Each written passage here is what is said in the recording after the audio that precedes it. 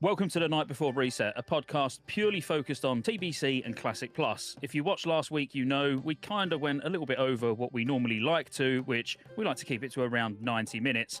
But because, I don't know, Hammer Dance felt the need to talk about GDKPs for about 90 minutes, we only got 30 minutes to talk about anything else, which was overtime. So these boys have had to get paid by Hammer personally, for their time that he wasted.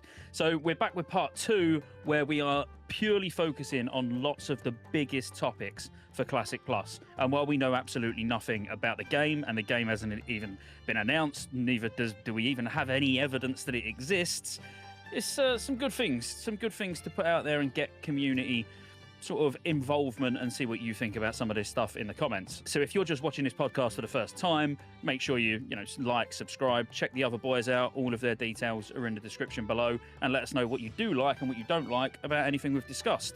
So first of all, like always, we'll just have a quick round the table on what we've been up to for the week. I'd imagine not a lot's changed because basically life in phase 2 of TBC just feels like a revolving door at the moment, and not much is changing from week to week, but one of you might have done something interesting at least. So Tello, how you doing?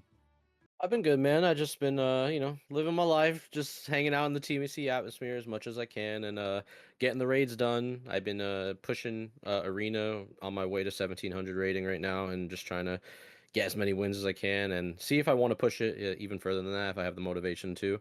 Outside of that, though, I mean, 2 tunes a week, still doing the same stuff. We're clearing the raids. We have a very successful time of just getting in and out there.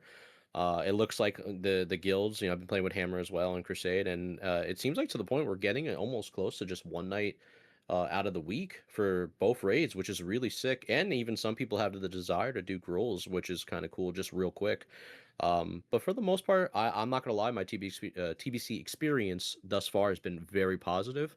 And especially with the new phase, I think it's been very fun this time around in comparison to last phase, which was really just straight up a snooze fest. I mean, there's only so much Karazhan a man could do before they lose their mind. But outside of that, yeah, it's been good. How about you, McNulty? How you been doing?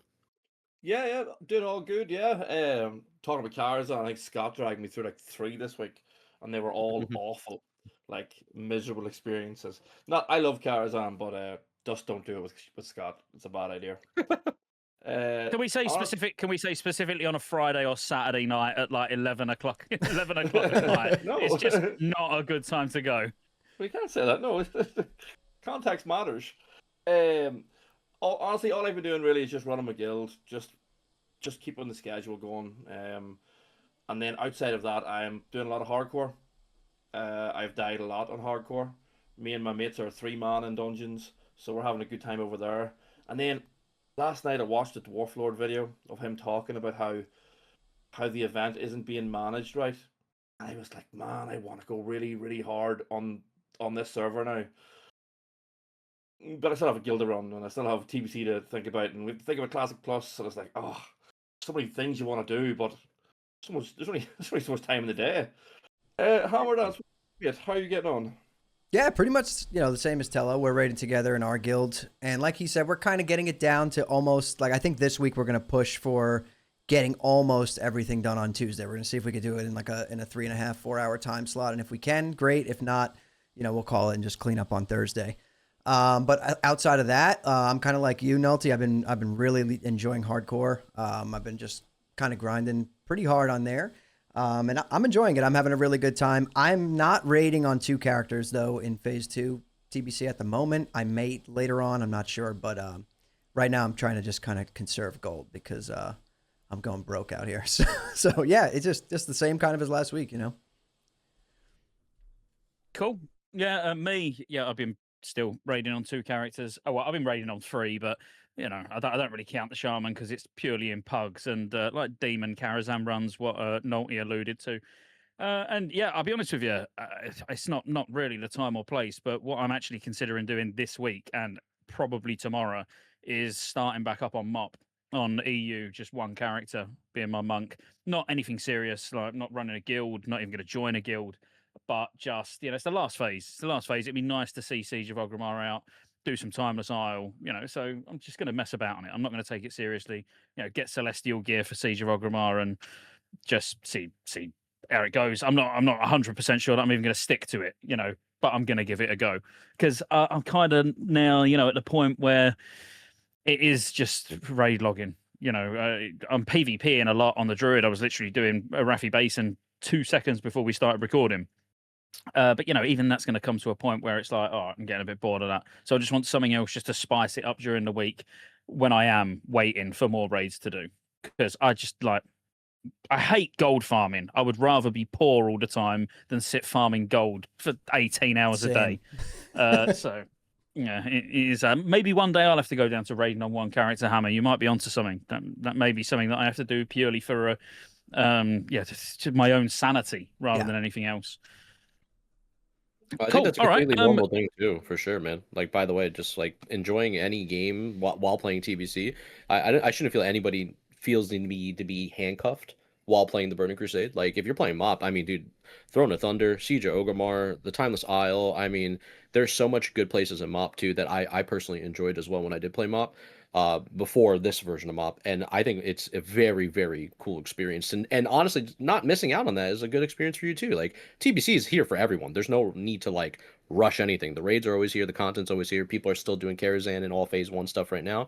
You're gonna be repeating Phase 1 stuff even when we're at Zulaman. Like, people are still gonna be repeating it. So I think that's a great thing. To play multiple games is all I'm saying. Yeah, and my sort of thoughts are along the lines of it's probably going to be the end. It's like this. In my opinion, at least, I don't really think Classic's going to go any further than MoP. I've played all the way through minus Throne of Thunder. I've literally played since 2019 on the same characters, but all the way up to Throne of Thunder. I've missed one raid tier all that time. So it's like, yeah, I want to kind of just go and see it out because I don't see us getting Warlords of Draenor. And on the off chance that we did, who knows? Maybe I do mess about with it a little bit as well. But yeah, we'll see. Anyway, where did we leave off last week? I think we was talking mainly about systems. I think we got as far as, so we sort of gave our input on what we thought Classic Plus is, well, to us specifically, discussed that. And then, we started talking about systems. Was there anything you wanted to add to that? I know we sort of spoke about, what did we speak about, Hammer? We were speaking about... I completely forgot. Yeah, I don't know. We'd have to pull it up. But I don't want to repeat what we said, right? I know we did get into it for like about 30 minutes at the end there, but you did bring up another talking point that I see here, which would be loot systems, right? Like that would fall into the systems category. So maybe we start talking about loot systems, right? Do we want personal loot? Do we like the way the loot is done in Classic currently? For me, I guess I could kick this off. I've never been a fan of personal loot. I know that there's a lot of people who do want personal loot in Classic. It has a lot of benefits. But to me personally, I do feel as though it's not very Classic, in my opinion. I don't know, Tello, what do you feel about that? I'm a very old school type of guy. I am a fan of just the need and greed system and just like playing the game at how it is. The dice are there and there you go. But I also believe that if you want to have the best experience with like any version of Classic WoW or even Classic Plus in the future, if they keep the same Classic-like system, you just have to find, and I know this is going to sound crazy for some people, something called friends in 2026. It's very rare, and I think if you have friends and you talk with your boys and girls, both play the game, and you discuss, hey, these are the loot rules before we go into Classic Plus. This is how it's going to be. We have priorities for like some people that we know that are long-staying, committed players who've been with you and rided with you since day one. This is what some loot will go to these people, some loot will go to these people, and you have an actual community of an agreement to its core. That's a friend base of like, okay, the loot system from like Blizzard doesn't dictate our loot system of what we agree upon. Hence the creation of many loot systems in the past, such as the whole GDKP conversation. Outside of that, though, I think it's really important for you as a community to agree with your friends and the people you play with. Now, as far as the pug scene goes, that's give or take, right? Like you're never going to get a true answer on what the perfect system is, whether it's HR, MSOS, loot council, some people getting ninja looted, drama being created. It's hard, but I personally think the best system is the one you create around your friends and then what Blizzard provides. And that's how you never get involved with drama ever again. Because if your friends agree on it, beforehand, and everyone has a concrete, answer in their head. They know what they're walking into. There's no drama. There's no breadcrumbs left on the floor. You're walking in without bad blood. So that's just my opinion. But what do you think, McNulty? Do you think traditional systems, or do you feel like the retail systems are more the play? I just think Blizzard should keep their hands off our loot. We will decide where it goes, and that's the end of it. If we want to do Need for Greed, cool. If we want to do Master Loot, cool. If we want to do GKP, cool. I just think Blizzard have I just don't think they should be involved. They have their guidelines around ninja looting, which is fine. But even their guidelines around ninja looting has never even really helped us. Since maybe 2006, maybe. So I just think they should just take their hands away from the keyboard and say, look, it's on you guys. Do what you want. We aren't going to help you. What are their guidelines around ninja looting? Like, do they actually punish someone for ninja looting? Is that a thing? You can. If you have said, let's say you say in your chat what the rules are in game chat, and let's say you've HR'd an item and then you take the item and someone reports you for ninjing, that'll be fine. And vice versa, if someone ninjas you and you haven't done that, they will take action. But anything outside the game, like SRs or GKPs or Discord servers, they will not abide. They'll not help you. So it goes based off of like what you set in chat, in the chat. Interesting. That's really interesting. Okay, I didn't know that. I do think a lot also is dictated by the content itself. Like using MOP as an example, like the way the world bosses work in MOP. If the world bosses work like that in Classic Plus, then you kind of are forced to have a personal loot system, specifically for world bosses. And I don't see us getting anything like that anyway in terms of world bosses. Maybe they instance world bosses, maybe they spawn more frequently, but you still need to form proper groups, because that's kind of the only downside to the world bosses in MOP, where like you don't even need to get in a group. It's like everyone's just there. As long as you touch the boss, there's a chance of you getting loot. It's not really a boss at that point, is it? So I do think a lot of it, a lot of it comes down to how the content is what I'm trying to say. No, I agree with you. I think also, Go on, Sally. No, I was just gonna say, I think also, like, on the flip side of that coin too, because you got to think about this, like, and I'm sure you guys know this as well, like world bosses in TBC though versus MOP, much different comparison now. Like I haven't even got the experience without having to sign up to 20 different discords and bringing my 6 points license to prove that I'm a valid WoW player to even join a group in order to get a world boss, since they're already hunted down the wazoo. And like, then the fact that you get a raid together, you're sitting at that world boss hours on end, getting griefed constantly, and then only one group out of your entire raid can get a chance at that one item that does drop. Now, in fairness, that item has more rarity and precious. I guess the word is preciousness compared to MOP, because MOP, everyone has, the personal loot with the bosses and stuff. But still, I think when it comes Classic Plus, maybe that's a good discussion we can have too, is in terms of like how world bosses are handled and like what's the good loot rules for them as well, as far as loot systems go. Because I think it's weird that like it's only one group that gets the luxurious item, and everyone who put the effort into it has nothing but just time wasted. Now you could say it's not really time wasted, because if that's your guild member, great. But what if it's not your guild member? Yeah. Then it really is just time wasted. Oh, you got the experience of killing a world boss. That's great. So as the rest of the people since 2004, 2005, So I don't know. Yeah. I feel like it's just a little weird on that part. I mean, I think an easy solution for it would be to have like how they did it in SOD. You know what I mean? Where like the world bosses were just instants, right? So you don't need to be one of the top 40, degenerate players on the server to even see the world boss. At least everyone can clear the world boss, once per week. It's still a world boss. Yes, it's instanced, so it gets rid of that like feeling of it being a world boss. But at the same time, like you just said, like who cares? You don't even get to see it anyway. So at least you'd get to see it, you'd get to clear it and get some loot from it, right? I think that worked great in SOD. Well, I think we'll come back to world bosses. Definitely come back to world bosses, because the next topic we're going to go over is going to be PvE, raid sizes, all that. So I'd like to chime in on world bosses, but I'll do it there because it will make sense when we get to it. But I want to just throw out there that anyone who's watching and not just listening, I've had the trailer for Bronzebeard on, And I rewatched this. The reason that I've been playing it on and off during the podcast, and I will continue to play it on and off during the podcast, is don't get excited. No, it's not a Classic Plus trailer or anything. It's a private server.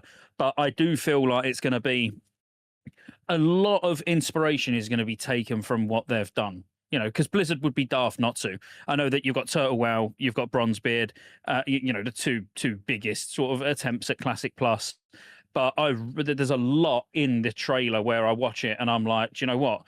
If Classic Plus was almost exactly this, I would be really happy. And a lot of the things that we've spoken about over the last couple of weeks is a lot of sort of, they've done it. You know, we're talking about things that literally has already been done. I don't know if any of you have actually played on it. I don't have any problem with us openly talking about private servers because, you know, Blizzard know we would only be doing it for research purposes. Of course. But have any of you been on Bronzebeard? Yeah, I played it pretty deep. Yeah, I was on it too. And what was your experiences? Because I'll be honest, the only one thing that put me off slightly without playing it, I haven't personally been on it, but was the talents being RAF talents. I would prefer to see completely redesigned talents rather than, you know, just going, oh, here's the RAF talents. But what was both your experiences? So here you can go. Yeah. So I messed around with, you know, a lot of them actually. I messed around with Epoch, I messed around with Turtle, and I messed around with Bronzebeard. I think Bronzebeard I messed around with the least. I'm pretty sure Bronzebeard was the one that felt like it didn't feel very like vanilla to me, whereas Turtle WoW felt like super. Turtle WoW to me felt like a true Classic Plus. Like you just said, Scotty, about Bronzebeard, like if that was Classic Plus, you'd be stoked. That's how I feel, I think, about Turtle. To me, I think like the Turtle experience, the way that they did it, it truly still felt like vanilla WoW, but it was just expanded, right? It still had the slowness. For Bronzebeard, I think I felt that like basically what you were just saying is that it was a little bit more Wrath-like, whereas Turtle felt kind of not even as far as TBC. It felt like it was in between vanilla and the Burning Crusade, if that makes sense, in terms of like class design and stuff like that. But the world design and stuff like that was just incredible to me. Yeah, for Bronzebeard, I don't think I stuck with it for too long, like as long as I did with Turtle. So I don't really want to speak in terms of anything long, like more than just how the class felt to me. So maybe you can give a little bit more information on that, Tello. Yeah, well, it looks just before you do, Tello, because like just to throw my 2 cents in, having no experience with it, what it looks like to me is kind of Season of Discovery. Yeah, because Season of Discovery sort of went to the point where it was like RAF classes and even beyond, you know. So I look at it. So it's more the systems. There's things that I've seen in the trailer where with the crafting, they sort of done exactly what I said last week. What I'd like to see with crafting, and I looked at it and was like, oh man, yeah, that'd be cool. You know, open world rares that you can find and upgrade and stuff. You know, it's more the systems, not necessarily the combat, because again, the only thing that put me off when I looked at it was the RAF talents, and it looked very Season of Discovery, even though Season of Discovery was good, you know, but not very Classic Plus.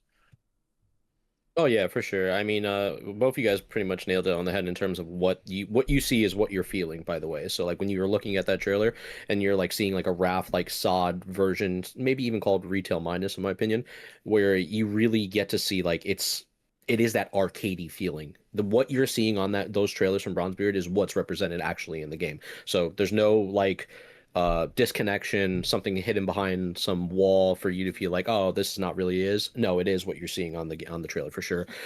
In terms of my experience with Bronzebeard, I played pretty consistently with the game. There was the points where I was going to start messing around with the Mythic Pluses that they offered, because they actually had every old piece of content offer a Mythic Plus like element.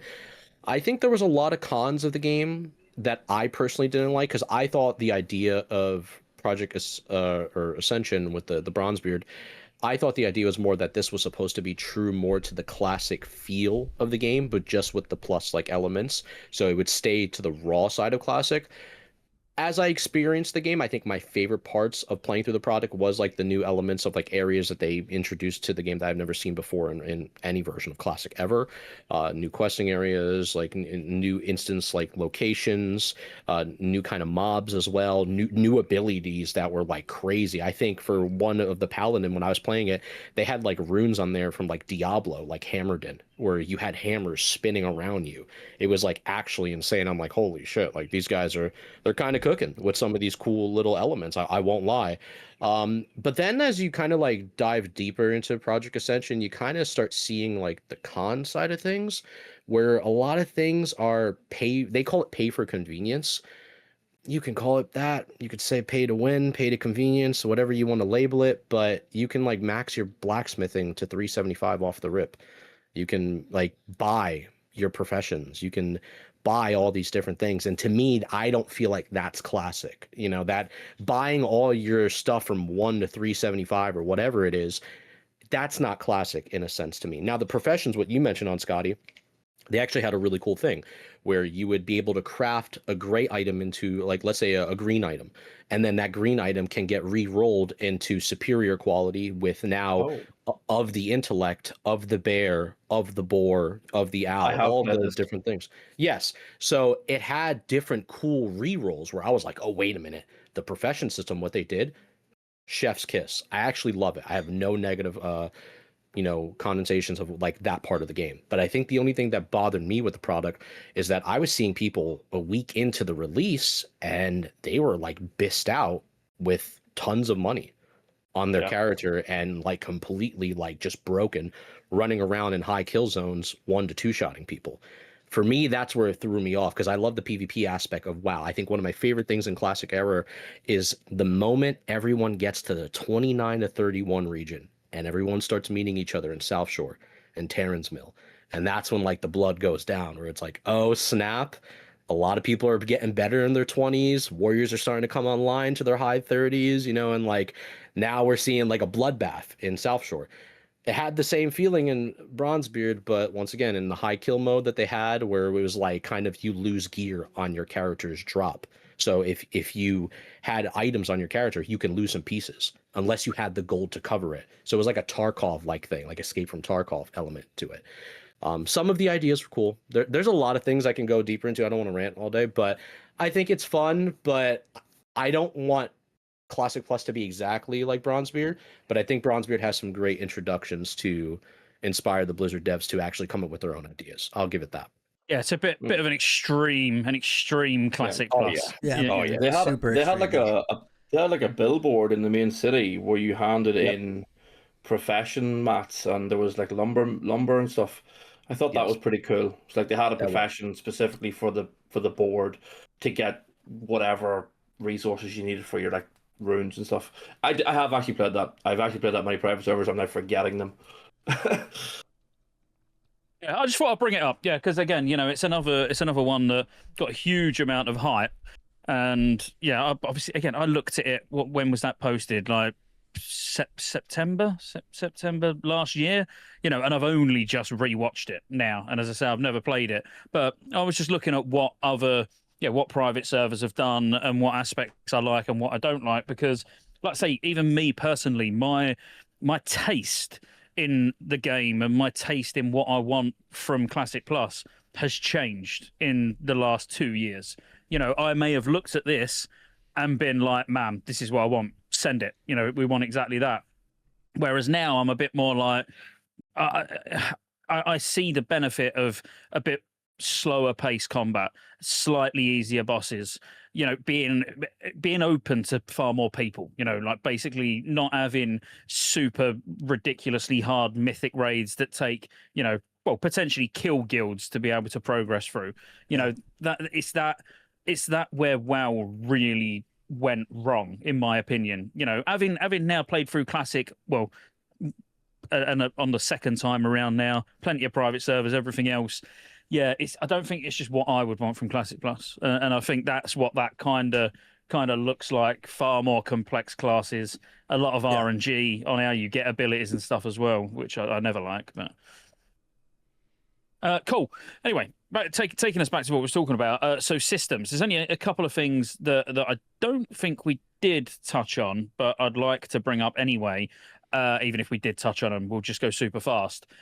What level you get your mounts, dual spec, and guild banks. Them three in particular, in any particular order you want to cover them. What's your thoughts on that? I mean, I think guild banks. We maybe this might be a unanimous decision here on the table, but I feel like guild banks is a must. I see no problem with guild banks. I think when you have a guild that has put in the time and effort to clear the raid several times and they just want to store their raid materials, a group of friends want to store their mats not into their individual bags, but into a guild bank where they feel the 25 or 40 people around them are trustworthy individuals and they just want to have a hub, that's a no-brainer. I don't think that's a problem whatsoever. So I think guild bank, absolute W, bring into Classic Plus. I have no more comments on it, to be honest. In terms of mounts, that's a tough one. That is a tough one indeed, because I personally like the element of running around everywhere. I'm not gonna lie to you, I was a big New World guy before World of Warcraft as well, and I love WoW too, don't get me wrong, but I liked the feeling of running around a New World. I like the fact that like you get to explore these cities and meet people and see these areas by being boots on the ground. So I don't know if shifting the mounts is something I recommend, because I experienced this in Turtle WoW. The same thing with Project Epoch and Ascension with Bronzebeard. I experienced all the different types of levels that they offered. There was something cool that TWoW did do though, where they offered for like 50 copper. I think TWoW did this. I played so many P servers at this point, so forgive me for my knowledge. But one of the servers did this, where you paid 50 copper for a very slow transport service, and it transported you from Goldshire Inn to Red Ridge Mountains, but it was so slow. Like people could maybe even run faster than that, but it was a cool way of like AFKing. Maybe you got to go to the bathroom, maybe you're eating some popcorn, whatever. That was cool. Like you can run faster than the mount. But I don't mind like little taxi services like that. But in terms of dropping, like, okay, when do people get mounts faster? I don't think that should be a thing whatsoever. However, though, I do think that the quality of what kind of mounts you can get in Classic Plus can be more unique. Like, you know, the big one for me is like the saber-tooth tiger. That's always been a really cool, iconic, you know, mount in my opinion. The ram, the PvP mounts, maybe other types of Kodos, other types of beasts that feel like it belongs as a classic mount. I think that would be cool. And I think, you know, there was one more that you mentioned, Scotty. What was the other one? I'm sorry. Dual spec. Oh, dual spec. Ooh, okay. That's a tough one too, because there's two sides of my brain that's activating. There's the PvP side and the PvE. The PvP side is telling me that, yeah, it's really cool because if someone kills you and you know you could switch to another spec, and it's like, all right, let's bring it on again. Let's see if you still stand there while I'm in this spec, and, you know, let's have this little chess match. The PvE side of me, I used to think with the mentality where you always have to go back to your city no matter what to see your trainer, because that's the right thing to do. But I feel like that mentality, the more I thought about, was kind of stupid of me to have, because I don't want to just sit around in Stormwind all day. People do that enough as it is. Like they AFK in Stormwind, and like I don't really care about the whole big whoop-de-dee-doo of like having to revisit your trainer 20 times and then the cost like goes up or down depending on the version of the game. I don't care about it too much. I don't think even the anniversary players right now, they don't mind having dual spec. Classic anniversary players, not even TBC, they have it. So I don't think it's a big deal. I think all three of these elements, if they were to add it to the game, I don't think it would hurt or impact the game in any way, shape, or form that is demeaning to the player's experience. It would just only offer them more exploration. So that's my opinion. Yeah, I mean, I'll go next. Oh, go ahead. Yeah, go ahead, yeah. No, you're good. You're good. Okay. As for the guild banks, yeah, like that to me, like Tello was saying, that's a no-brainer, right? I mean, not having guild banks is kind of silly when, you know, seeing how much easier it makes running a guild or leading a raid. Having guild banks is just, it's very simple, right? You have all these, it does cause drama. I will say there are some downsides to a guild bank, but, you know, but that's only really from the leadership perspective. Aside from that, like if you have everyone's on the same page and everyone's like, all right, we're running our Kara, we're DEing, you know, we're throwing the mats in there. Okay, whatever. All these mats are in there. Now one of your core members gets a big weapon upgrade. You could pull those mats out, right? Get a mongoose or whatever enchant you want to get. So guild bank, absolutely no brainer. I don't really see a reason why those shouldn't be in the game. For dual talents, again, this one to me is a no-brainer. I like personally, I wouldn't care if they let you just pick whatever spec you want at any time. Like all out of all three. Like I don't really see how having to go back to your trainer and respec constantly adds any good gameplay to the game. Like, to me, you know, if you're playing a spec, you're playing a spec. And if you want to change the spec, what's the difference between being able to just hit a button, change the spec, go to your bank, pull that gear out and play it? I don't see why, like, I'd be fine with triple specs, to be completely honest. So that one's also a no-brainer for me. But the mounts, this one is definitely where I do have some pushback. I personally don't think we should drop the levels of when you get mounts. I think you should get your fastest mount at cap level. I think level 40, as long as Classic Plus is played and leveled at the same pace as like vanilla, I think 40 is the prime level for that, because it gets to a point where, you know, you've grinded for quite a long time to hit 40, right? Especially as like think about a new player. So when you get that mount, you're like, man, this is awesome. You know what I mean? Like, you get your first mount and you're pretty stoked about it, right? So I think that is something that I would leave at those numbers. I don't even think we should drop it like to in TBC where you get it at 30. I think 40 is like the prime level. It's like right before, kind of like halfway to 60 in terms of like hours played, right? So I think that's pretty good. I do, however, think that with the mount system, they could spice it up in ways that keep it very simple, but add a little bit of flair to different mounts, right? And I was actually talking about this in a video a while back where, like, you know, certain mounts, maybe they get a little bit of a bonus speed in some locations, right? Let's say you're on like a you know, a frost saber or whatever, and you're in a snowy zone, winter, spring, or whatever, you get like a 10% increased movement speed on that mount. So it gives you a reason to like bring a few mounts with you in your bags and mount up on a different mount. You know what I'm trying to say? If you're in, you know, the Barrens or Duratar, any Decilis, any of those areas, and you mount up on like a Kodo or like a regular horse, it has 10% increased speed. Just random stuff like that I think would be kind of cool to just throw in there to give you a reason to collect other mounts, right? Aside from that, Tello touched on this a little bit with like the taxi services at low levels, and I think all that stuff is great as well. There was one, something you could do in one of these servers, and I forget which one it was, but it was before you were able to get your regular mount, right? So from levels 1 through 39, in like quest hubs in specific zones, you were able to pay a certain price and basically rent a mount, right? For like 60 minutes or like an hour and a half or something like that. I think that's something that's really cool. And it could be slower than your level 40 mount or whatever. And you have to pay to rent it. Let's say you're doing, you know, a quest where you got to go explore a bunch of places in the zone and you want to rent this mount to make it a little bit quicker. That is some kind of system that I did enjoy, and I forget which one it was in, but it was really cool because, you know, at level 20, you were like, oh man, all right, I'm going to trek from Eastvale Logging Camp to Sentinel Hill in Westfall. And you just like rented this horse. And you had like a 40% movement speed buff, basically, to help you get there a little bit quicker. And then when you dismounted, it was gone. So something like that, I think, would be pretty cool. Yeah, that's it. That's all I've got to say on that. How about you, Nulty? I would like that last bit. I would like the renting mounts, yeah, if it made sense, as in the only place you could rent them from is Stable Masters. And yes, I don't mean just like bang Stable Masters all over the world. You know, there's only certain places where hunters go back where they can change their pet. You know, that same NPC would be where you could rent a mount. And I think like an hour or hour and a half is too long. You know, I would see it more as a convenience, as a little boost to get out and start leveling. So if you're back in Stormwind and you need to, I don't know, go down to Goldshire or wherever, you know, you can rent it for 15 minutes. Yeah, you know, like something like that. I wouldn't like to just see everyone min-maxing their route to make sure that they've permanently got a mount because they know where they. Do you know what I mean? I think that's the only thing we would 100% do that. Yeah, that's what. Yeah, and we would. 100%.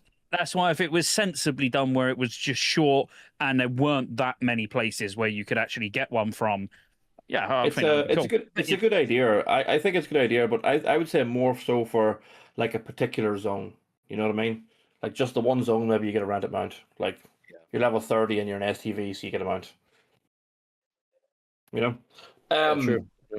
Guild banks. Guild banks obviously is a no-brainer. Honestly, I would go even harder on the guild system. I would just add stuff to the guild system that give the player a bit more of a sandboxy feeling with your guild. I would be going stuff like SSF, perks like in Kata. I would go hard on that stuff. Just don't make it money. That's stupid. Don't make it power either. Just make it fun. You know. Dual spec. I'm with Hammer on this one. Give me a whole 10 pages worth of different specs and different layouts, which I can just use for my character, and let me just move talent points. If it needs to be in a rested area, cool. If not, maybe even give us a resource that allows me to do that in the world. You know, make it dear. make expensive. So if I do get ganked by someone like Tallow said, and I'm willing to drop 10 gold and getting into my PvP spec, I'm doing it. I'm coming for you. You know what I mean? Yeah. That could be where the money drop is. From changing the 5 gold, 6 gold, 10 gold. It could do the exact same thing, but just have it where you pay the gold if you're not in a rested area. So the same dump is still there. But just give me loads of talents. I want to be disc. I want to be IDS. I want to be holy. I want to be shadow. I want to have all the specs. I don't want to be looking at content and thinking, oh man, I can buy a flask for the raid, or I can go do some PvP. I don't want to do that. I just want to give me it all. And what was the last one? Mounts. Just leave mounts. I'd leave mounts where they are. Your very, very first character in Classic is always so fun to like min-max getting your mount at 40. Getting your mount at 40 is actually a hard thing to do even to this day. I remember originally in 2019 taking skinning and Herbin and vendoring all of it just to get my mount. I got my epic mount selling Dream Foil. I got my epic mount selling Dream Foil in the first week of Classic, and then 2 weeks later they were selling for 7 gold. I was selling them to a vendor, and I was happy to do that because I got my epic mount like before anybody else. So like it's special to be able to do stuff like that there, especially when money in the game is so limited. Like there's only that like as I said, 2 weeks, 3 weeks of the game where getting gold from what you're doing is special, and then to spend that on your mount and decide what you're getting, I think it's fun. I think 40 is the perfect level for it. But again, the taxi services sound great. Do fun stuff. Like just do fun stuff. If you want to make it so that one mount walks on water in one specific zone, who cares? Do it. Get it in. Give me the collection tab. Give me all the toys. Give me all the stuff that's got a bit of flavor. And if I see Tallow chasing me down over the water because he went and got the water strider and I didn't, cool, awesome, gank me. Yeah. I think there's a lot to be said about that. I agree with everything. The unique things with mounts, like they really could do such cool stuff that's not game breaking like that, like water walking mounts and they're dogs. It's no flying, right? Like no perma flying mounts or anything, but like just cool little effects that like just make it feel a little bit more unique to have that specific mount or to farm that mount, Like a mount that don't take full damage. How sick would that be? Stuff like that, yeah. I agree with everything. I would do it a lot more based on zone, though. You know what I mean? Like if you get a mount that doesn't take fall damage and you're in like, Winter Spring, awesome. I could yeet off every cliff I see. But you take that same mount over into Fellwood, you're gonna die. Yeah. Yeah. It should be very limited. But that's where they can play about with all that, and that would, like you say, it would actually make getting certain mounts. I'm not going to say a requirement, but you will have an advantage if you've got it. So if someone else wants to put that time in to get that advantage as well, then cool. The only thing I want to touch on out of all of that, really, because I agree with everything. The mounts, I don't care. I would just like to see some interesting ways to get around. That's it. I love boats. I love zeppelins. As sad as that sounds. The deep run tram. Cool. You got. Yeah, they're cool. They're cool. They're quick. They're, a quick way to get from Ironforge to Stormwind. Things like that are needed, and I'd like to see more of that fun travel rather than messing with the formula. But talents. Now that's a big one for me, and it's going to be, my take on it is going to be something that will upset, I'd say, a lot of Classic players. But I would have the retail talent system, full stop. And that would be it. I would have it so you can change between all 3 specs whenever you want, and you can literally take out talents and put talents in on the fly. Because ultimately, you don't do that very often anyway. Like barely ever. Like, when have you, if you're a shadow priest, outside of having a shadow PvP spec, when have you ever gone back to a trainer to respec your PvE spec for a specific encounter? What would make it interesting though is the sort of variety that would bring to raids. So using a shadow priest as an example, most shadow priests will not have silence as part of their PvE spec, let's say. Whereas if there was a fight where it's like, man, we need more kicks for this, it's like, oh, well, the priest he can play about his talents, drop a couple of points out, put silence in. When you go to the next boss and you don't need that anymore, it would actually make people interact more with their talents by basically unlocking all of that potential. And each other by telling each other what we have. Yeah, You know what I mean? absolutely. Oh, I can do this if you want to do that. Yeah. Or like say just using TBC as an example, say Steven DCs. Now he's Steven's our boomkin, by the way. All immediately have lost their 3% hit. Then you could literally have the Resto Druid go, oh, I'll drop into Dream State. And there and then they can just drop into Dream State till he comes back. Like it doesn't break raids. It doesn't it doesn't do it, just adds more ways to be able to tackle bosses and makes people think more about their spec rather than Wowhead says this is the best PvE spec, so I'll put those talents in. I'll use these until Wrath of the Lich King, because that's literally what it's like. Yeah, that's true. I mean that the main pushback you would get from most classic players for that is that takes away the permanency and like the importance on the decision making of putting in your talents, right? And now leaving the city, and now you're stuck with these talents. But I do want to say to anyone who does feel that way, I understand what you're saying, but at some point, right? Like, yes, there does need to be friction for it to feel very classic, but there's a difference between friction and just pointless, right? Like I think that having that be a friction point in the game just makes the game feel worse. It doesn't make you have more fun that you have to do that stuff. It's actually something that's just kind of annoying. So like that is what I would say in response to that, because I know that, all of us will get comments like that. And while I do understand where that's coming from, not everything needs to be friction. Some things can just be fun because at the end of the day, it's a game, right? So Yeah. No, I agree. And then just to follow up on that a little bit, I think friction is good when the friction and the level of whatever is hard about that friction being introduced into it equals to player fun. Yeah. The minute friction becomes overbearing friction and now it's more of a weight on somebody's shoulders, which people don't ever put the two and two together. But like, I'll give an example. If the guild leader has 2 or 3 or 4 or 5 people call out that night and you had a set in stone time schedule and people have IRL obligations and responsibilities to do tomorrow, they have a job, they have a family, they have people to take care of. Now you can't replace those classes. You're struggling to find those classes. 15 minutes go by, 30 minutes go by, 45 minutes go by, an hour goes by. You guys haven't even started pulling trash yet. And you're in a raid, and this is all because, and now somebody says, oh, I can come to the raid. They come to the raid, you summon them, you get them in. Oh, wait, I forgot to respec my talents. Can you guys give me another 5-10 minutes? You guys all felt that experience before. And it's like, all right, well, let's go back outside. All right, now we instance outside of Molten Core. We'll use an example. Oh, snap, Horde's here. We just all got wiped. Now we have to run back from Searing Gorge back into Black Rock Mountain. Another 15-30 minutes go by. That's not good friction. That right there is negative friction. That's not what's good for the game. And now you got screwed because a person forgot to respec their talents back at the trainer. Now, what I think a good solution is, obviously, at this point, if it makes sense to Classic Plus to let people respec on the fly or whatever, I don't care as long as the game is fun.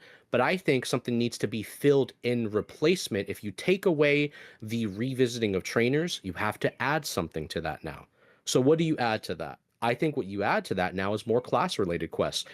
Your rogue trainer now in the rogue quarters becomes a rogue questing hub that only rogues can do. Your paladin and priest trainer can be only a paladin and priest quest hub that only paladins and priests can do. The same thing for the mage quarters, the same thing for druids, the same thing for shamans.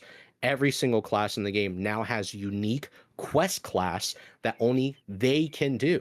That was one of the coolest parts of Season of Discovery. Doing a 40-man raid to get Divine Storm with all paladins only was one of the sickest experiences I ever had. Doing a 40-man raid with just warlocks trying to get their metamorphosis form was one of the sickest experiences I got to experience myself as well. There's many cool experiences, and what I'm trying to say is that these class trainers should now be treated with a replacement if you take away the talent respec, and you have to put something else for them, because they can't just be standing there and say, light be with you. You know what I mean? And that's it. You know what I mean? Like, they can't just stand there. They have to bring something now. I want to ask the three of you guys one thing though, right? So let's say we did Blizzard allowed everyone to change their talents on the fly super quick, right? Like you were saying, Scotty. What could they do to stop that becoming an insane min-max point, right? Like, now what'll happen is, think about it like this. If we were able to do that, like, sweaty runs are going to be like, okay, like every boss is going to require you to change your talents in some way or something, like down to a point where that could then potentially become unfun. Right now, to min-max, you need to every single boss fight move these 5 points here, move this here. You know what I'm saying? What could they do to stop you from doing that? I don't know why you want them to stop us. Like, first of all, in retail, I've heard Preach say this many times. The amount of players that still just go boop, that's my spec, Wowhead said so, and still don't change any of their abilities is pretty much the majority of players.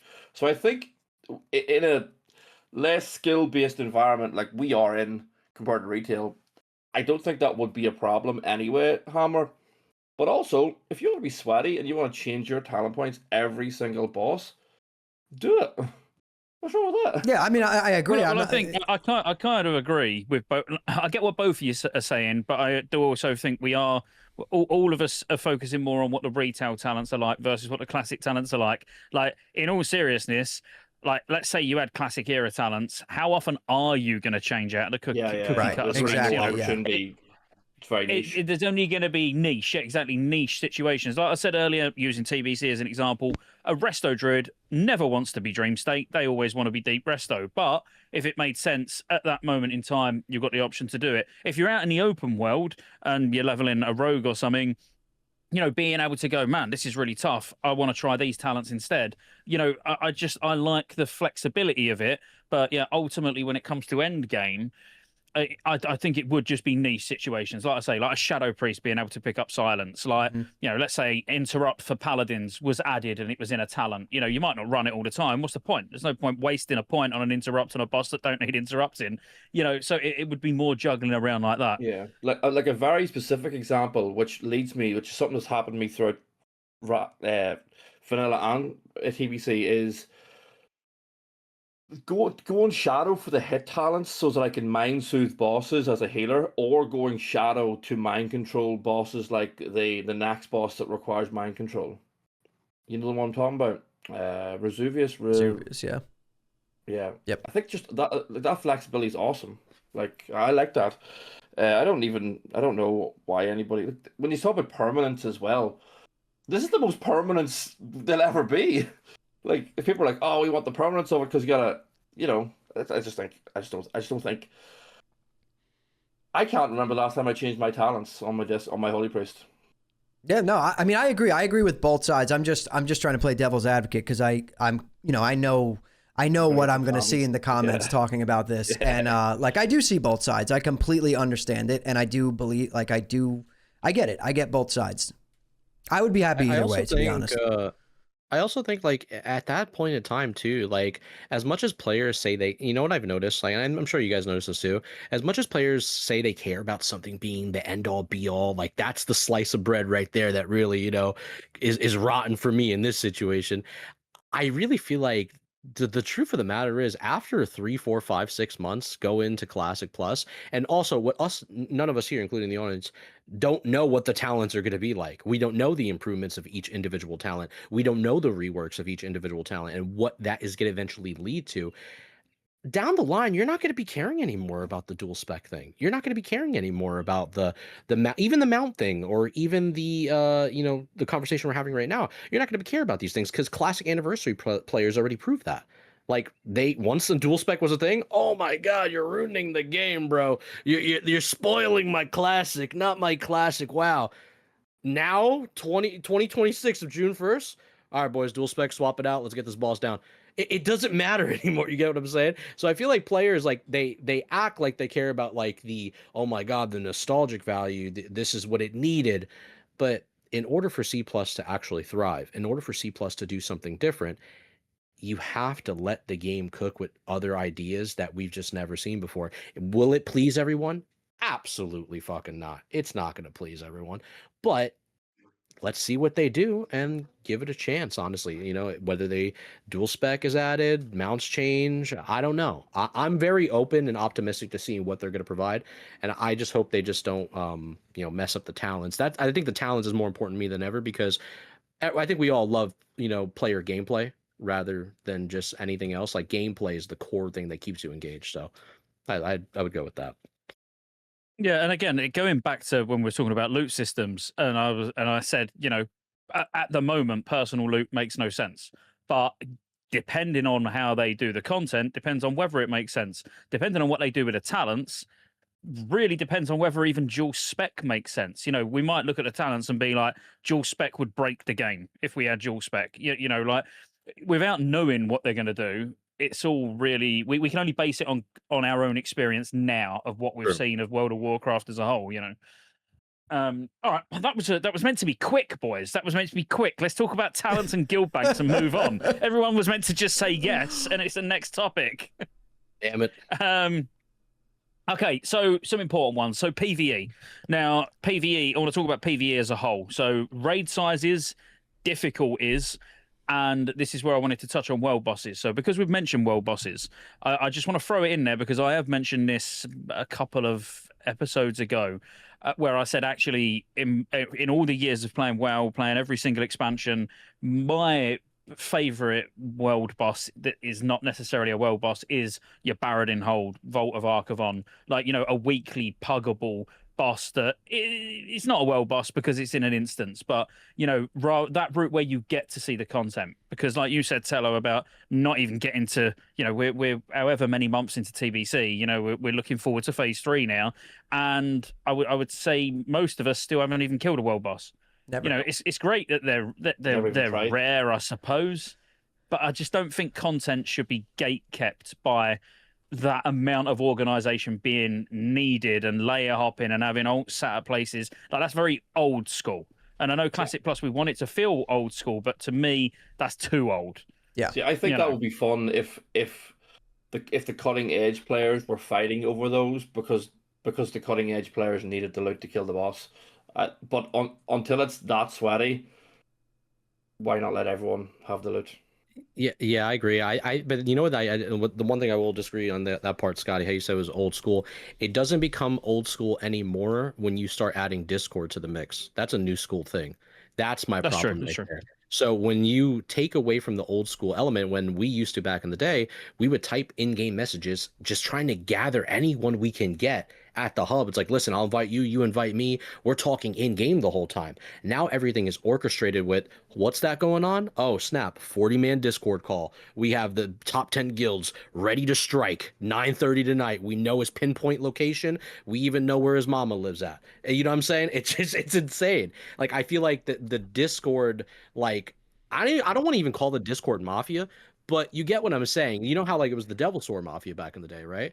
I just feel like when it comes to war bosses, it's the Discord Mafia now, where now and it used to be hard as well. Well, Yeah, like, I used to do world bosses back in the day, and you'd find Azure Goss, and you'd wipe on like 40%, and now it's like, great, well, we're not going to get it. There's another group sat there waiting to tag it. You know, now it's not even that, is it? You know, like, it's not like any of the world bosses are challenging. Yeah. Would it be considered old school if I give you my Discord link on Thoughtbot? Oh, snap.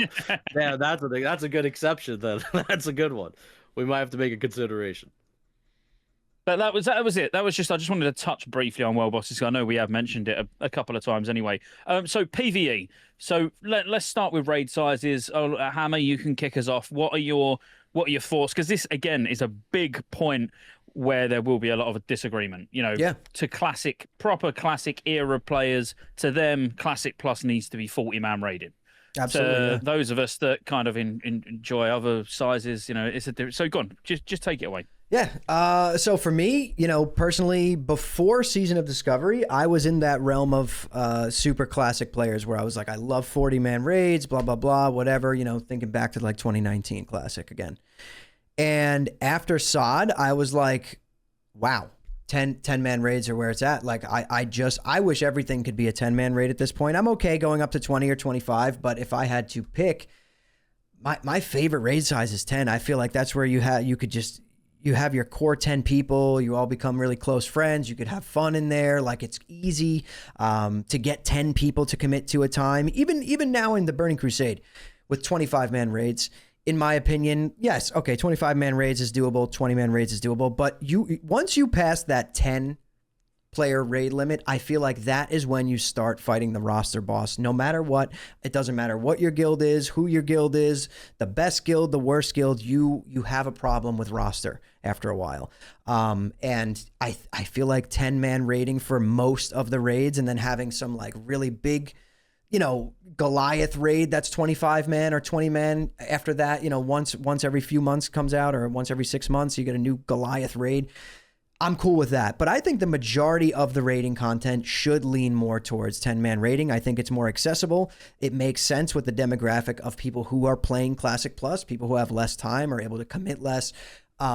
It just makes sense to me. I'm a big fan of 10-man raiding because of Season of Discovery. It showed me how, these raids still, I love Nomrigan, awesome. Once we went to the 20 player raid scene, that's where a lot of guilds fell apart in Season of Discovery. Not because the content was hard or anything like that. It's just because moving from a 10 to a 20 size, I think really does make you have to deal with a lot more on a roster, right? A 10-man raid is essentially a dungeon. It's still a raid, but it's not that much harder to put together than a dungeon, is all I'm trying to say. So as far as raid sizes, 10-man raids for me all the way, with a 25-man raid that's considered like a mega raid. Noe? I am a big advocate of make the raid the size that it's meant to be. An example is, have you ever taken your 10-man raid and stood in front of Leshen? You've got this massive room and you've got 10 boys on it. You're like 2 people go to each side of the room. It's horrible. I don't mind 40-man raids. I was quite the opposite of you, Hammer, when Sod introduced 20-man raiding. We had 3 10-man groups. They were all doing their own wee thing. Also, Sunken Temple launched and they all just fell apart. They're like, oh my god, what do we do? So then, we came back together. We got the guild back together. We got the organization back together. We all became the same guild again. We started recruiting again. The guild felt alive again. Even though it was the same amount of people, your 10-mans took everybody and they just, you had them over there with their mates. Which is why this time around, Scotty can attest, I don't run Karazhans in my guild. I told everybody, go do your own Karazhan. I've been in every Karazhan. They're flexible, they're fun. You've different people every raid. It's not these 3 10-mans that all go at the same time. They do end up going that way if you want to be, if you want to have good runs, but then you play with Scotty, it doesn't happen really. But Nax 40 is probably my favorite raid of all time, which might sound crazy. And my least favorite raid of all time is Nax 25. That's the worst raid ever developed, and my favorite raid is Nax 40. Make the raid size for the raid. If you've got a really good 25-man raid idea and you want to implement that as the first boss, cool. If you put me in the Molten Core and says 20-man boss, it's a 40-man boss. That's 40. Look at the size of the rooms, look at the bosses, look at the way you move through the raid. It's a 40-man raid. You know what I mean? You walk into Gar's room or even Ragnaros's room and you've got 20 people. It's not the same. There's not that cluster that Ragnaros is developed for. Yeah, that's my take. Just make a raid, and don't worry about the players. I actually like that. The players will make it work. Tello, your thoughts? Yeah, I think Nulty brought up a great point. I think a raid should be designed around the area of the circumference of the boss rooms and the raid level designs through each trash pack as you kill, boss by boss, trash by trash. I think that's a great idea. I have no problem whether it's 40, 25, or 10. For my personal enjoyment, I started really in Season of Discovery. I played Classic 2019 all the way up into Wrath, actually. But when I really started pushing WoW was with Sod. And when I played Sod, I was a big sucker, I won't lie, with BFD. I loved Kelris. I enjoyed going in there with 10-man. I think BFD was way better than original vanilla BFD in Season of Discovery. I thought Sod's version was better than BFD there. I loved Nomergon. I think Nomergon was absolutely sick. I also, this might come off a little controversial, I was a fan of choosing how many people you brought into Scarlet Enclave. They kind of threw us a curveball. I won't lie. When we got out of Nax, we went from borrowed high power to 7 million, 8 million, 9 million damage, all the way back down to all right, now we're doing a couple thousands of damage. So it was definitely very interesting there. I was a fan of okay, you have a sweaty 20-man guild wanting to go in there and challenge themselves on Beatrix, challenge themselves on the Mason ship fight, challenge themselves on the dragon fight. Scarlet Enclave with me was the epitome of raid design from Blizzard I've seen in a very, very long time, because I really loved that raid. And I genuinely think that style of flex like rating where you give options, I don't think it's necessarily a bad idea. And to be honest with you, I think they're going to utilize that a lot in Classic Plus, because they know that their audience, not only is they're trying to introduce a lot of younger people, but they realize a lot of their audience is older vanilla Andes that, you know, as time goes on, years go by, you're not going to be playing with the same players. People might even get packed up and die off, you know, from old age. Who knows? We're not getting any younger, is what I'm trying to say.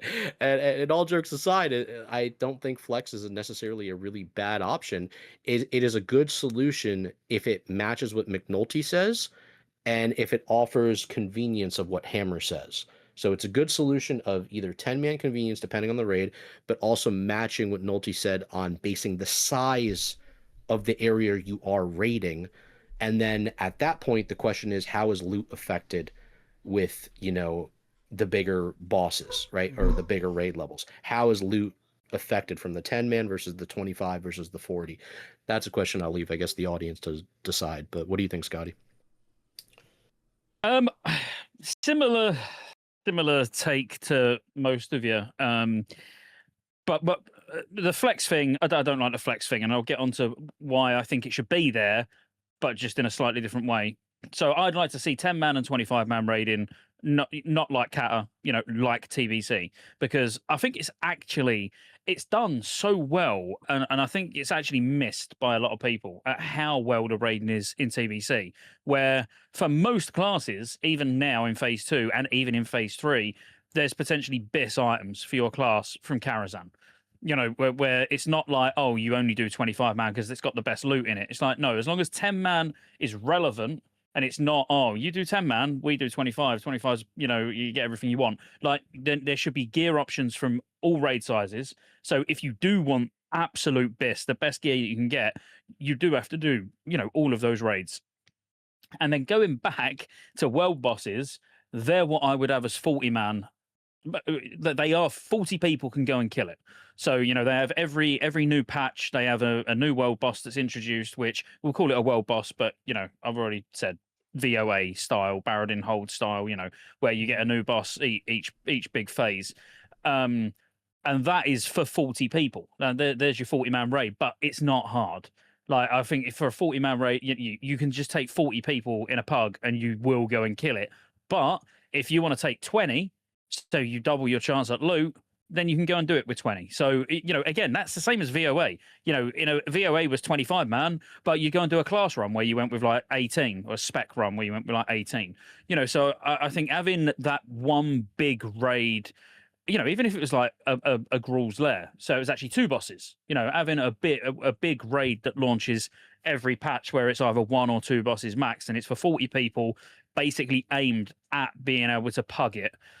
That would tick off the 40-man portion for me. And then I'd like to see 10 and 25 being completely different levels of raiding. 25-man should need more coordination. It should need more organization. It should need consumables and preparation. Whereas 10-man's like, hey, come on, Nolte, it's 11 o'clock. We're both steaming. Let's go and do Karazhan for 5 hours. You know, that's 10-man to me. So yeah, I don't really disagree with any. Like, I agree with all everyone's takes. I just think it should be, yeah, they should all be relevant. As long as they can nail that, then I kind of wouldn't care whether I was doing 10 or 25. The only thing I don't want to do, and it is just purely me, I know there'll be people that love 40-man raiding, outside of it being a pug-friendly 40-man world boss type feeling fight, I don't want to do 40-man raiding every week as the main content. Because I don't like 40-man. I never have. What I want to touch on just quickly was Tallow talking about Scarlet Enclave. It's one of my favorite raids as well. I thought it was perfectly designed, to be honest with you. The only reason I don't like that system is because people go in with 40 and then say it was an easy raid. And we smashed it in an hour. And you're like, do you understand how much double the amount of raiders is compared to the amount of damage you're meant to have on these bosses? 20-man on that raid, which we majority 20-man to 23-man, maybe 25 at the most weeks. Even having 1 extra DPS made them fights infinitely easier. And then when you add 20 extra people to it, I know some of them are healers and tanks or whatever. Yeah, I like it because benching people sucks, but also I reckon if the general player base right now could say it was Scarlet Enclave a hard or an easy raid, they would all pick easy. But that was a hard raid. Like It was a hard raid. Yeah, it was I a hard wish raid. I wish they never nerfed it. I wish they never touched it. I actually liked the fact it was hard, but since they ended SOD, What it if is they what it went is, the right? retail route and actually made it flex rating, as in it was scaled to the amount of people you had in there? Because Nah, I wasn't a wouldn't have fan of the flex rating in SOD, and I know that that's controversial, but I didn't like the fact that like it wasn't even considered that you were really doing the raid, which kind of like what you're saying, Nulty, if you went in with more than 20. So if you were raiding with 30, you weren't really doing the raid. You were just you were making it easier for yourself, right? Like the 20 man was, and if you, and even if we look at like whatever they were logging it, the heroic version of the raid was considered 20. If you went with 21 people, you were on easy mode according to everything. And I didn't think like that's that. fine, though.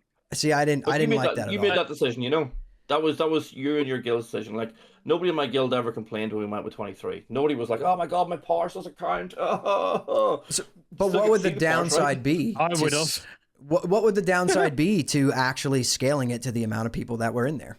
Well, I'll tell you. Let me just give my 2 cents on Scaling, I this hate because scaling. I've raided through flex raiding since Warlords of Draenor, and the biggest problem with flex raiding has always been that it sounds like it's flex raiding on paper, Yeah, you get the but perfect it's number. not, because we will tell Blizzard how many we should be raiding with. Yeah. You go with 14.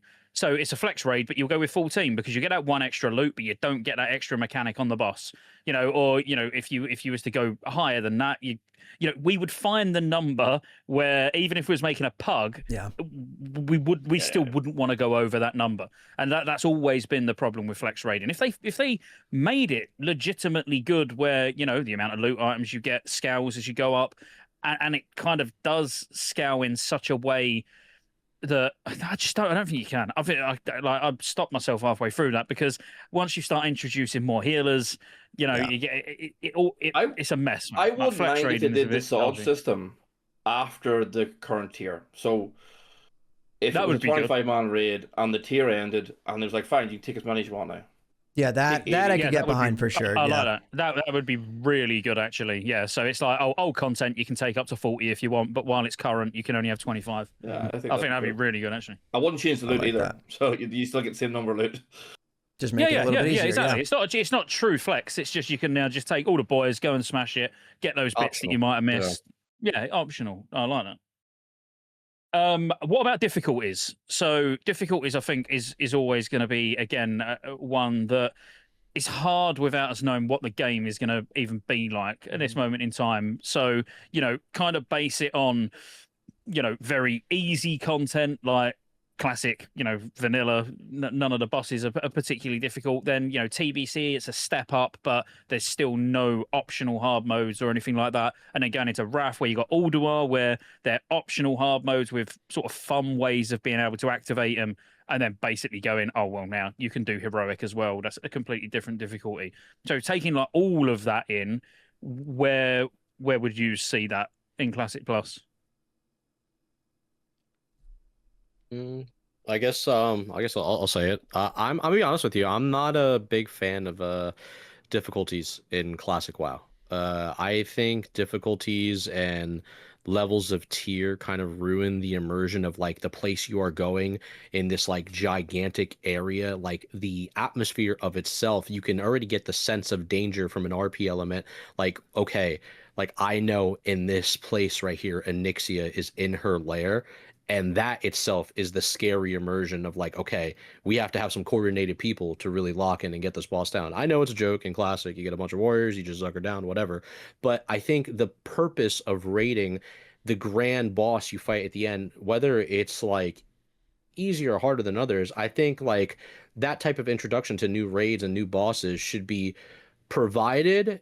And then once the month of data goes by and how people are clearing that raid, then they can have the indicating factor whether they think this boss is too hard or, or easier to kill. But I don't think something being hard in a sense is a bad thing, because this goes back to the friction conversation. If something is hard, but you know it can be killed, that is fun challenge. The same thing if you guys ever played Elden Ring, when the first time everybody met Millennia, Blade of Mikola, you would look at her and you'd be like, oh my God, like, what am I fighting right now? I remember fighting her 150 times, dying hours on end, and I couldn't kill her.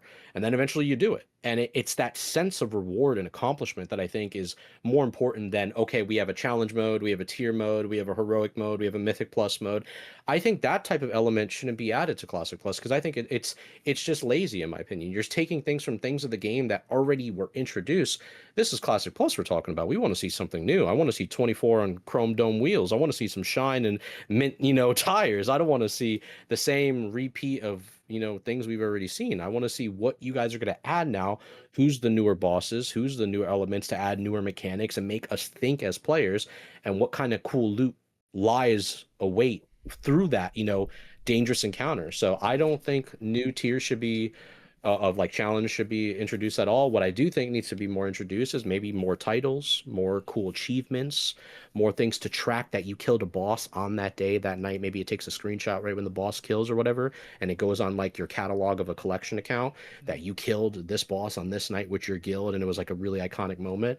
And I think stuff like that is more cool. More challenges to approach the game where you can make stuff harder for yourselves rather than, okay, now we have to nerf this like we did with Scarlet Enclave because the whole community was crying about, a boss being too hard. I don't think that's, something I'm a fan of. I don't like participation trophies, and I don't like tier modes that it's just an old idea from, what Blizzard's already doing. We need something fresh, in my opinion. We need fresh blood. Yeah. I mean, my take on that would pretty much be the same, right? I don't think we should have a normal heroic and a mythic in Classic Plus or anything like that. I do think they could expand on the raiding scene to make it a little bit more interesting for people who do want to push those boundaries, right? Like nowadays in Classic, we do have that. You have the casual raiders, and then you have like the sweaty people who log and do all that stuff, and that's fine. But I think that built into the game itself, right? Like taking out third-party things, they could do some stuff to really make raiding fun for the guilds like that are clearing this stuff and think it's super easy.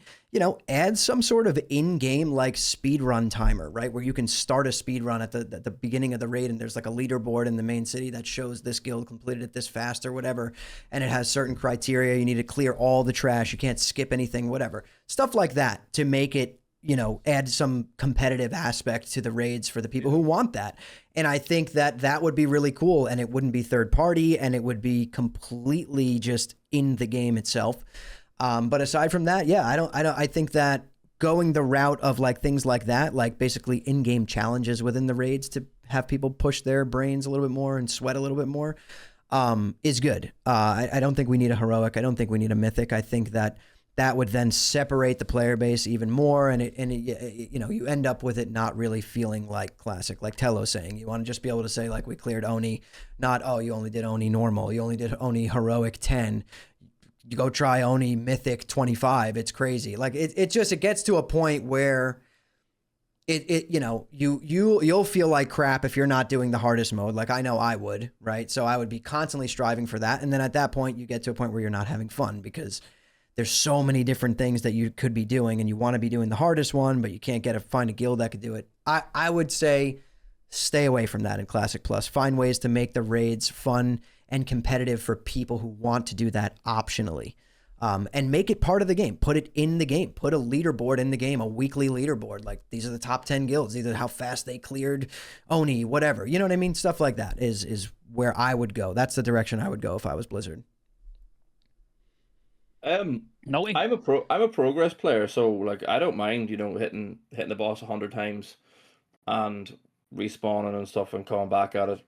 But I think post nerf in tier 5 really proves that Blizzard are going to make this raid easy, or raiding easy, and they should. I think higher sizes need to have an easier difficulty. I personally think they're going to go with the higher sizes. What I would say is don't take away class identity. I think pre-nerf has absolutely crippled class identity. Post-nerf, sorry, pre-nerf, sorry. So post-nerf crippled identity. Pre-nerf SSC requires 3 tanks.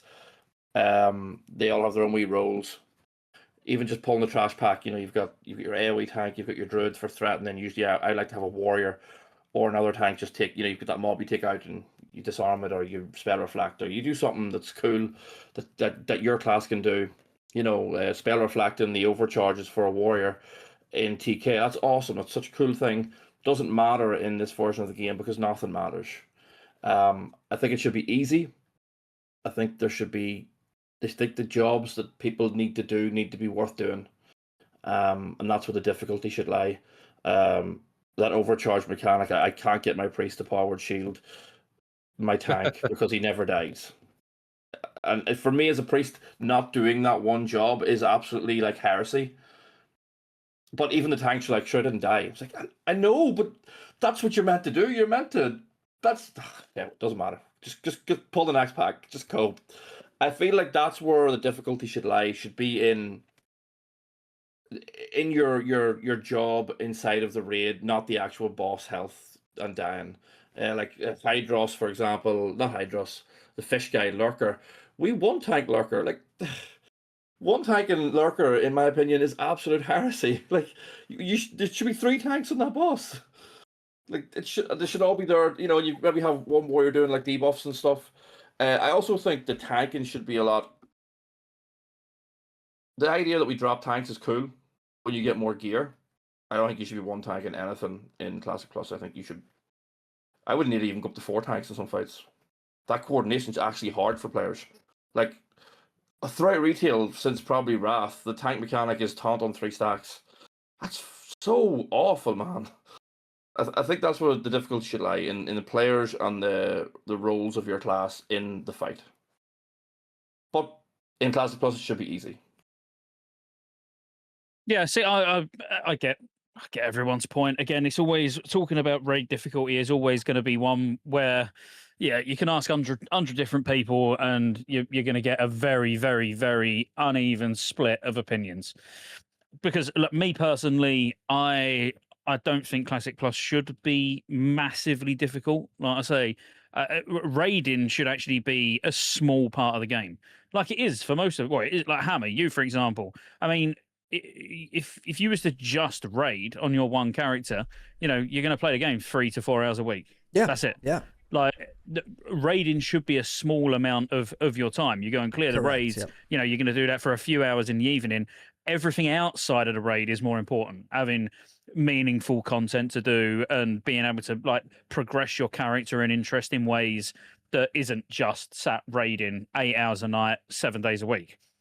So for me, I'm not. I wouldn't want to see heroic difficulty, mythic difficulty, or anything like that. Just one difficulty, but I would like to see some interesting takes on bosses. So yeah. I actually think Alduar was perfect, as in having one difficulty and just being able to sort of kill bosses in different ways. So Ascendant Council, Iron Council, for example, depending on what one you kill first affects how the rest of the fight plays out.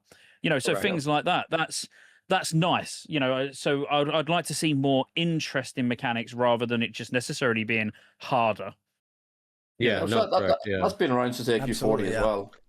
They did that in Scarlet Enclave during the council fight, depending on which mob of the 3 that you killed first. It actually took like a week for some people to like figure out, oh, if we killed the caster mob first, then that's actually the right mob to kill when he's blink. It's easy mode. But if we kill this mob in particular, we could create a little bit more of a challenge depending on like the kind of scenario or parse that we're trying to aim for. Like everyone figured out like a little selection of like, oh, what part of the council we killed, just like with the raids you guys were mentioning before too. I just think it's so important for Classic Plus, rather not worry about the difficulty itself, but keep the class identity like you guys were mentioning too, and just create newer bosses and newer raids that actually feel fun, challenging, and rewarding. Simple as that. Yeah. Cool. All right. Well, we'll move on. That's covered raids because we did start about 10 minutes late anyway. So we'll have another 10 minutes and then we can call it a day. So itemization, like this is a big one, but we can try and keep it brief, you know. But one of the worst things that has happened, well, one of the worst things that happens every single expansion, to be fair, TBC, it's going to happen. It hasn't happened yet, but it will happen, is where you start getting perfect gear. Tier gear being perfect, the set bonuses being perfect, being able to get hard armor pen capped as a rogue or a feral, you know, being able to get haste capped, which itemization also does come down to stats and things. You know, I would like to see actually, as part of Classic Plus, I'd like to see dots be able to crit, for example, so Affliction Warlocks can benefit from crit. Haste. I like that when you get a certain level of haste, it reduces the time between ticks and stuff. I like a bit more. I'd like to see a bit more interest and just it not being boring. Where it's like crit is useless for these classes. Haste is amazing for these classes. Where actually you need to think about it a little bit. But the itemization in every expansion just goes mental, like absolutely mental. And it's always the last tier. How would you like to see that handled in Classic Plus on the basis that we'd like to see it go for many, many, many years with loads of new raids? I think Sod already fixed this problem with Nax, and that's borrowed power. They give you borrowed power in Nax Ramus, and they let you go mad in that raid, and then They took all your power away from you and sent you in Scarlet Enclave, which I don't mind. I'm not a big. Maybe they don't need to go as mad as that, but maybe your tier gear only works in a certain place, or maybe there's it keeps you going into that raid. Like if you want to do Nax Ramus and you've got full base Scarlet Enclave gear, I've still got pieces in Nax that are awesome for me when I do Nax. Yeah. Maybe that could trickle down into certain 5-mans as well. I think it was a bit extreme. I hate borrow power. Yeah, I was going to say... I absolutely hate borrow power. That, going from Nax, and I was playing Fury, to Scarlet Enclave, it literally felt like they deleted half of my character's power, right? Because now you rated this for like 2 months and you're used to it. And I said it when we got the borrowed power. I was like, this is a slippery slope because this is going to feel like shit when we move to the next raid if there's not a continuation of this borrowed power. And there wasn't, right? Like, and you said it earlier, Nulty or Tello, one of you guys said it, that you went into Scarlet Enclave and you were doing like 10% of the damage you were doing in Nax, right? And now it felt awesome in Nax to me. It felt great when we activated all the hard modes and I was full bis and I'm blasting as a Fury Warrior. It felt incredible. But it was in the back of my mind that whole time that this is completely borrowed. And like outside of this raid, I'm not this strong. And I don't like the way that that feels because to me, that is a complete disconnect from like your actual character, right? So now you're doing all this. I like it to be consistent from like inside Nax going into Scarlet Enclave. If I went back to an old raid, I want that damage to be consistent because the way it felt in Season of Discovery was you were blasting in Nax, right? Let's say you're doing 20k DPS. If you went back and did BWL, you're doing 4k. So like it wasn't consistent throughout all the raids. And I think that was a super like immersion breaking thing for me. And I've never been a fan of borrowed power, but you're bringing up a good point, Nulty, in saying that like it is a way of them stopping it getting too crazy throughout. Like, let's say Classic Plus has a 5-10 year development plan, right? So it's going on for 10 years. That's, I don't know how many raids we'd have by the end of 10 years, but it is a way of stopping the scaling from getting out of control because they can kind of just tune it in whatever phase you're in. But then the problem is now if you go back and do old content, that now feels all weird and wonky because they don't really know what your actual true power level is because it's buffed up in this raid and it's bad in this raid. I personally think that it just should be that there are different points throughout the development life cycle of Classic Plus where it spikes, right? And then it kind of, maybe the next tier isn't as big of an upgrade, right? Like if you think of vanilla through up to Nax, right? Nax is clearly the crazy point where your gear just becomes insane. You get everyone gets a crazy power spike. It feels like it gets to a point where it feels almost not classic anymore, but it still is, right? And it's the culmination of you playing throughout all those raids. In this character, you finally get to that last raid and it was a massive power spike.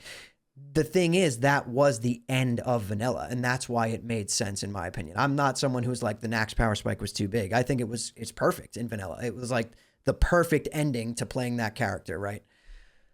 Now, maybe they just follow that same thing in Classic Plus, right? Every 3 raids or so is some kind of massive power spike, and then they tone it down the next few phases or whatever. It's not a crazy thing. But again, this also goes against what we were saying a few weeks ago, where like we were saying that should be more horizontal progression instead of vertical. If we're talking all just like power spikes and gear level going up, item level going up, that's just straight horizontal progression. Eventually there's a ceiling there where you need to reset it, right? So I personally don't know how they can do it other than that way. to a point where like it doesn't just get out of control and make all the previous content feel trivial.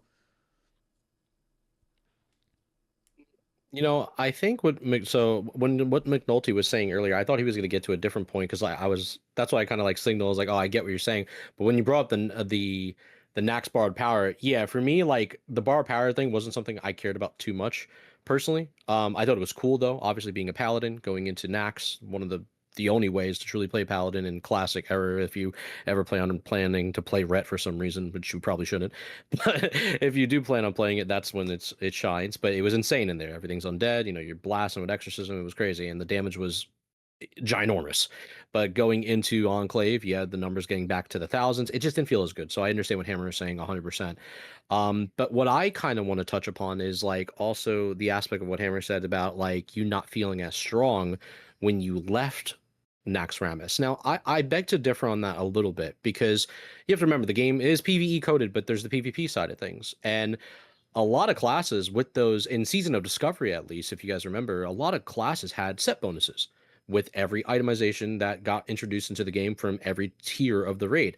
Now, these set bonuses did some very powerful things in the open world that your class normally couldn't have. For, I think, Paladins, for example, it was seal stacking both seal of command and seal of blood at the same time without needing to ever twist, and you're just hitting stuff with Crusader Strike, was kind of broken. It was actually insane, and people were getting deleted. And this changed for many other classes in the sense that one-shotted people during the Blood Moon event, one-shotted people during the Ashenvale event, the Black Rock Mountain event, and so on and so forth. What I'm getting at is that I think what the itemization needs to do is take an inspiration of what they did with set bonuses and fixed where classes lacked with proper gearing stat value equivalations to what vanilla showed for certain pieces of gear, whether that's the PvP honor vendor gear that lacked intellect, lacked spirit, lacked a certain statistical value on it, and improve on how the set bonuses change the style to match the talents, whatever they introduce into Classic Plus, like Scotty was talking about earlier, a Paladin Interrupt, like Rebuke, I believe it was called in SOD, and other types of, abilities. I think what needs to happen is introduce new fun ways that your class evolves in a sense that matches one talent in a tree that you have. That's usually a talent that maybe you overlook, then out of nowhere that talent becomes special because of that set bonus. So now you add variety of set bonus, what you saw within Season of Discovery, which changed a lot of things. For example, in Naxxramas, when a paladin had their tier gear, they were able to snap rogues out of stealth with Holy Wrath. When was that ever a thing in vanilla?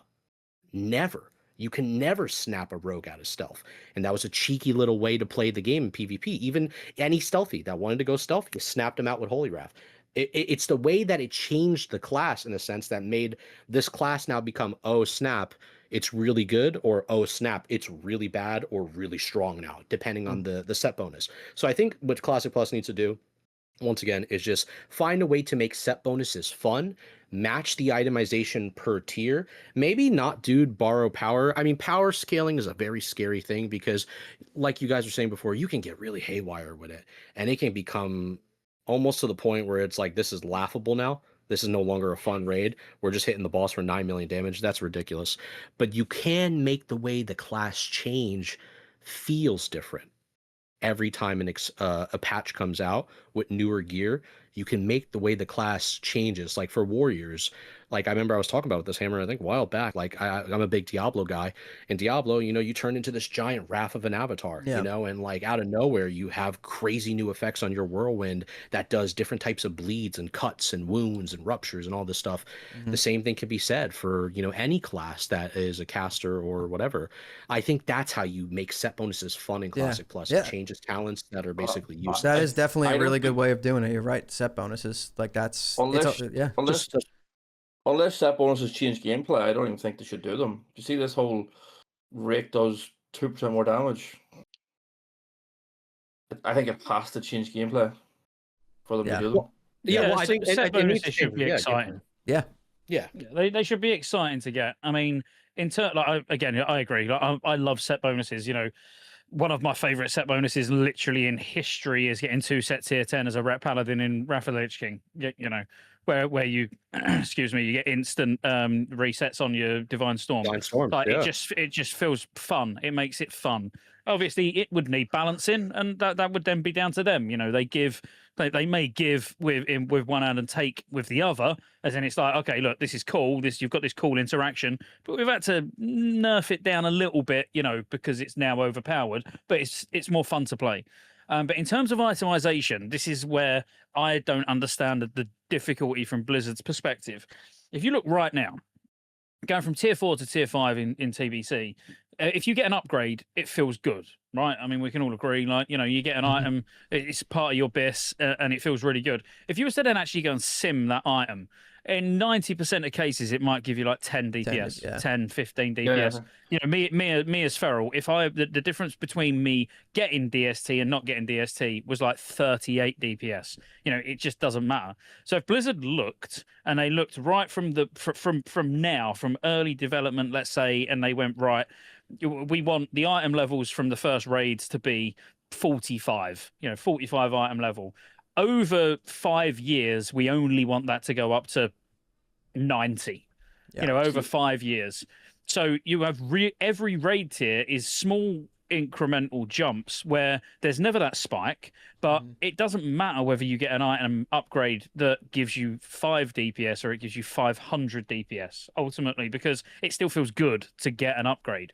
You know, so I don't want to be going in one raid tier and having, let's say, a chest that drops and it's got 10 agility on, and then the next tier it's got 30 agility on. So, even if it just had 12 agility, that's fine. I like that. That's all right. It's still an upgrade. Yeah. See, I think where Blizzard have done things right in TBC is tier 4, tier 5. You know, as you said, you get these minor upgrades, but then they introduce haste in Black Temple, and that's where you're going to see a big power spike. So maybe they could introduce stats in they could break up stats, like maybe the first 3 tiers we don't even see haste, and then we get haste introduced. Yeah, I mean, I think it's just a different way of going about how you do the stat allocation. Like some classes, like, you know, I can only speak on obviously Paladins, for example, because I've played so much of the class.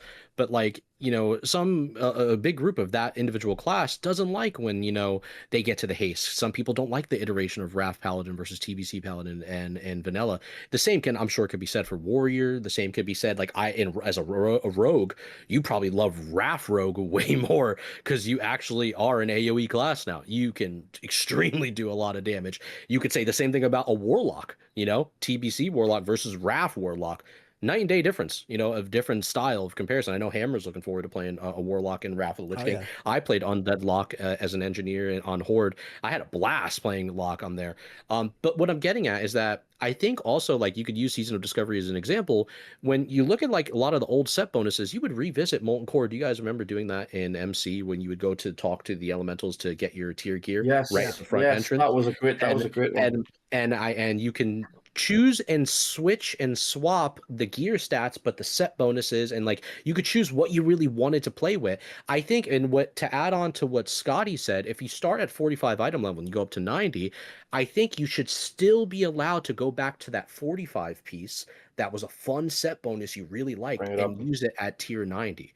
Now we're talking with fire here, boys, because I really think right there, that's utilization. That's itemization. Remembering the set bonus that you had fun with a year ago, and then out of nowhere, a year later, people are like, wait a minute, didn't I use that when I first played Classic Plus? Yeah. And now all of a sudden this set bonus is fucking smashing? That's good game design. Balance should have 3 sets. Yeah. At the end, they used 3 different sets at the end. That was super fun, yeah. And all I'm saying is that, and in terms of like the nerfing side, because I know people get concerned of like the PvP side of things, like Scotty was saying, you can adjust those values. I was begging for this inside. I was imploring and yelling at the devs, please do some type of balance between the set bonuses and PvP versus PvE. They always changed battlegrounds, and they nerfed like the diminishing return of like how much a person can get hit or like hurt for what certain percentage value is.